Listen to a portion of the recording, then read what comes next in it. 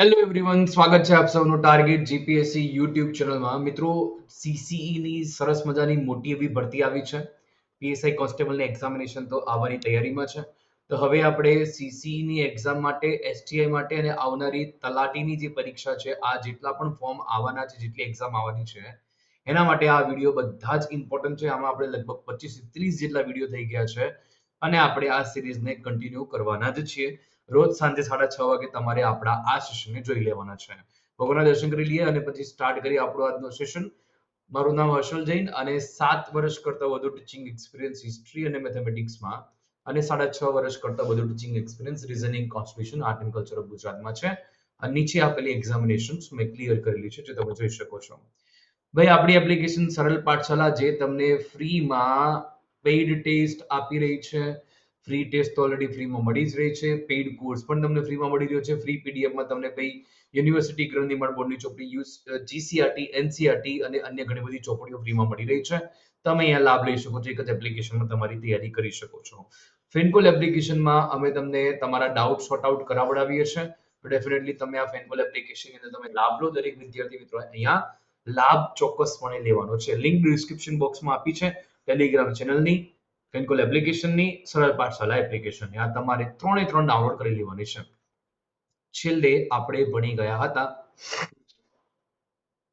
રાજ્ય પુનર્ગઠન આયોગ હતું. એની અંદર આપણે પહેલું એક સેશન હતું જેમાં આપણે આખે આખું પાછું ભણી ગયા હતા કે કઈ રીતે ધર આયોગની રચના થઈ, પછી જીવીપી કમિટીની રચના થઈ, ફઝલ અલી આયોગની રચના થઈ, પછી પોટીશ્રી રામુલુ છે એને આંદોલન કર્યું, બરાબર, અને પછી એનું મૃત્યુ થયું એટલે ભાઈ મદ્રાસમાંથી તેલુગુ ભાષા બોલતા લોકો છે એનું એક આખું સ્ટેટ રચવામાં આવ્યું. પહેલું ભાષા આધારિત રાજ્ય આંધ્રપ્રદેશ.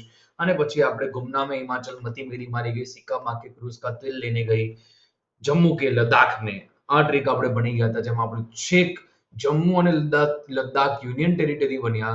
પછી દાદરા નગર હવેલી, દમણ, દીવ દમણ અને દાદરા નગર હવેલી ત્રણે ચારે મિક્સ થયા અને એક યુનિયન ટેરિટરી બની. ત્યાં સુધીની ચર્ચાઓ પણ આપણે લાસ્ટ સેશનમાં કરી ગયા હતા. અને પછી મેં કહ્યું હતું કે ભાઈ સંઘ અને તેનું રાજ્ય ક્ષેત્ર ટોપિક છે તે આપણે નેક્સ્ટ ક્લાસમાં ચર્ચા કરીશું, રાઈટ? તો આપણે બસ એ ચર્ચા કરવા માટે આવી ગયા છે. તો હવે બંધારણના ભાગ 1 ની ચર્ચા કરવી છે આપણે, બરાબર? તો બંધારણના ભાગ 1 ની ચર્ચા કરીએ એમાં સૌથી પહેલા એનું નામ તમને ખબર છે, સંઘ અને તેનું રાજ્ય ક્ષેત્ર, યુનિયન એન્ડ ઇટ્સ ટેરિટરી, એવું એનું ઇંગ્લિશમાં નામ આવે. કેટલા અનુચ્છેદ છે? તો અનુચ્છેદ 1 થી 4, રાઈટ? અનુચ્છેદ 1 થી 4 આવશે.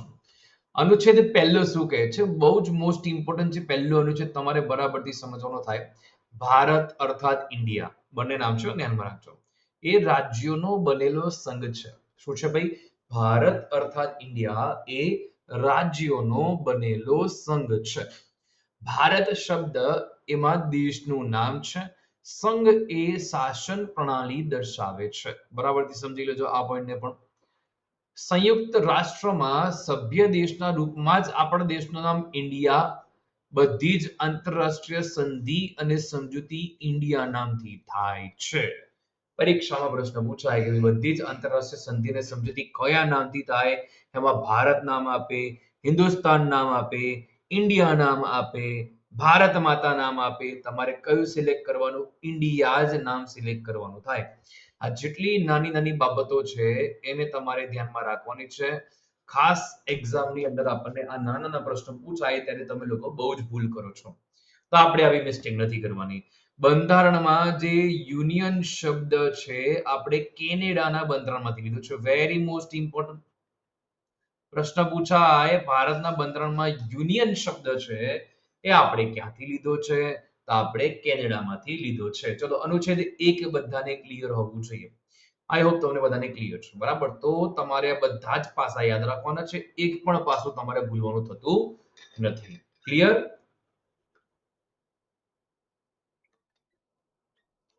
ઓકે, નેક્સ્ટ વાત કરીએ છીએ આપણે આગળના ટોપિકની અંદર. આની અંદર જ સબ ટોપિકની અંદર જઈએ તો હવે બંધારણના અનુચ્છેદ 1-2 મુજબ બરાબરથી સમજો આને પણ. બંધારણના અનુચ્છેદ 1-2 મુજબ ભારતના ક્ષેત્રને 3 શ્રેણીમાં વિભાજિત કરવામાં આવે ભાઈ. પહેલું વિસ્તાર છે રાજ્યનો વિસ્તાર, બીજું છે કેન્દ્ર શાસિત પ્રદેશનો વિસ્તાર, જે આપણે 28 સ્ટેટ્સ એન્ડ આ જે 8 યુનિયન ટેરિટરી આપણે જે ભણ્યા બરાબર, તો એ રીતે તમારે ધ્યાનમાં રાખવાનું. અને એક અર્જિત વિસ્તાર મતલબ કે આપણે અર્જ કર્યું હોય એવો વિસ્તાર આપણે એક્વાયર કર્યો હોય એવો વિસ્તાર છે. અનુચ્છેદ 1 છે એ દેશનું નામ, તેની રાજ્ય વ્યવસ્થા અને વિસ્તારની માહિતી આપે છે. અનુચ્છેદ 1 ની અંદર આટલી બધી ડિટેલ્સ છે કે જેમાંથી આપણને ઘણા બધા સારા એવા પ્રશ્નો પૂછાઈ શકે છે. તો મેં તમને અહીંયા અનુચ્છેદ એકદમ પ્રોપર વેમાં ક્લિયર કરાવડાવ્યું. એટલું ધ્યાન રાખજો, બંધારણનો ભાગ 1 છે એનો અનુચ્છેદ 1 થી 4 બધા જ ઇમ્પોર્ટન્ટ છે. એટલે આપણે એક પણ અનુચ્છેદને કાચા તૈયાર કરવાના નથી, પાક્કા જ કરવાના છે. અનુચ્છેદ 2 ની વાત કરીએ. ચલો તો અનુચ્છેદ 2 છે એમાં શું કહેવા માંગીએ તો ભાઈ નવા રાજ્યનો પ્રવેશ, સ્થાપના બરાબર, એ અનુચ્છેદ 2 માં જોવા મળે આપણને. તો અનુચ્છેદ 2 પ્રમાણે સંસદને 2 પ્રકારની શક્તિ પ્રાપ્ત થઈ છે. કોને ભાઈ? સંસદને 2 પ્રકારની શક્તિ પ્રાપ્ત થઈ છે. તો કઈ 2 પ્રકારની? તો નવા રાજ્યને સંઘમાં સામેલ કરવાની, કે ભાઈ કોઈ એવું રાજ્ય છે કે જેને સંઘમાં સામેલ કરી, અને નવા રાજ્યની સ્થાપના કરવાની. આ 2 સત્તા છે તે સંસદને મળી છે. પ્રશ્ન પૂછાય નવા રાજ્યને સામેલ કરવાની સંઘમાં અને નવા રાજ્યની સ્થાપના કરવાની સત્તા કોના હાથમાં છે? પ્રેસિડેન્ટ, સંસદ, વાઇસ પ્રેસિડેન્ટ, પીએમ. તો તમારે એ વખતે સંસદે ટીક કરવું પડે. અનુચ્છેદ 2 છે એ બીજું શું કરી શકે? ભારતીય સંઘનો ભાગ ન હોય તેવા બાહ્ય રાજ્યોના ભારતમાં પ્રવેશ અને રચનાથી સંબંધિત છે. અનુચ્છેદ મુજબ સંસદને સત્તા આપવામાં આવી છે કે ભારતીય સંસદ કાયદા દ્વારા લાગે તે ધારાધોરણો અને શરતો મુજબ ભારત સંઘમાં નવા રાજ્યનો પ્રવેશ અને તેની સ્થાપના કરી શકે છે. બરાબર, અલ્ટિમેટ શું છે? સંસદને સત્તા આપે છે કાયદા દ્વારા કે ભાઈ એને લાગે યોગ્ય તો એ ભારત સંઘમાં નવા રાજ્યનો પ્રવેશ કરી શકે અને તેની સ્થાપના પણ કરી શકે. રાઈટ? તો ભાઈ ભારતીય સંઘનો ભાગ ન હોય તેવા બાહ્ય રાજ્યોનો ભારતમાં પ્રવેશ કઈ રીતે કરી શકાય? એ પણ પ્રશ્ન થાય ને. તો પહેલું આવે છે કબજા દ્વારા. બરાબર, તો એ મુજબ જ્યારે ભારત કોઈ એવું જ કે જેના પર બીજા કોઈ રાજ્યની સત્તા ન હોય તેના પર કબજો કરી દે, અંકુશ નીચે લાવીને મતલબ કંટ્રોલ કરીને, તો બીજા રાજ્ય ક્ષેત્રને પોતાના અંકુશ નીચે લાવીને ભારતમાં સમાવવા બાબત. ત્રીજું છે કે ભાઈ માલિકી વગરની જમીન પર કબજો કે સંપાદનથી. આ 3 પોઈન્ટ છે અહીંયા, જેનાથી ભાઈ આપણે શું કરી શકીએ? બાહ્ય રાજ્યોનો પ્રવેશ કરી શકીએ. સોરી, 2 પોઈન્ટ હજી છે આપણી પાસે, 2 થી 3 પોઈન્ટ. તો ચીર વ્યવહારથી. ચીર વ્યવહાર શું કહે છે?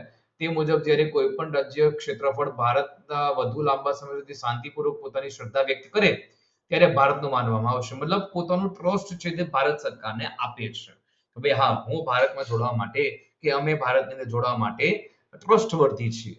એટલે ચીર વ્યવહાર કહેવાય. કુદરતી વધારાથી. જ્યારે કોઈ પણ કુદરતી આપત્તિ અથવા કુદરતી કારણ આવે ત્યારે બીજા ક્ષેત્રનો રાજ્ય વિસ્તાર ભારતીય સંઘમાં પડી જાય. તો આમાંથી પણ આપણે ભારત સંઘની અંદર એડ કરી શકીએ. ઓહ, ઘણું છે. વિજયથી. વિજયથી મતલબ યુદ્ધ કે અન્ય રીતે વિજય પ્રાપ્ત કરીને અન્ય રાજકીય પક્ષને ભારતમાં સમાવવાના. બરાબર. યસ. સંધિ કરીને હસ્તાંતરણ ટોપિકથી આપણે નેક્સ્ટ ક્લાસમાં ચર્ચા કરીશું. કારણ કે આપણે 10 મિનિટથી આપણો એક પણ વિડીયો વધારે મોટો નહીં રાખીએ. એટલા માટે આપણે આને નેક્સ્ટ ક્લાસમાં ચર્ચા કરવી પડશે. આઈ હોપ તમને બધાને ક્લિયર હશે.